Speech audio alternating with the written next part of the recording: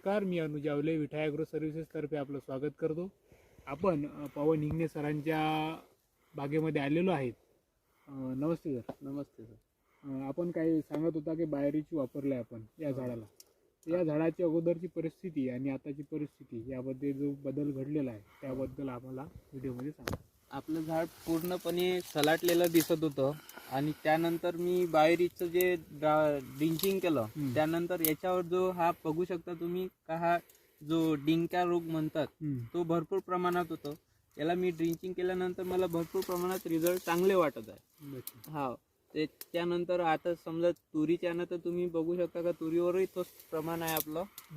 याला पण ड्रिंचिंग झाली आहे, 3 ड्रिंचिंग झाले आहे. तुरीचं पण मस्त ग्रोथ आहे, सेटिंग पण व्यवस्थित आहे आणि झाडाची ग्रोथ बघू शकता व्यवस्थित आहे. मला रिझल्ट खूप चांगले वाटले. म्हणजे आता बाहेरीच देण्या अगोदर हे झाड कसं होतं? बाहेरीच द्यायच्या अगोदर तर तुम्ही झाड बघू शकता. मी तुम्हाला झाड दाखवून देईन का पूर्ण असं सलाटलेलं झाड होतं.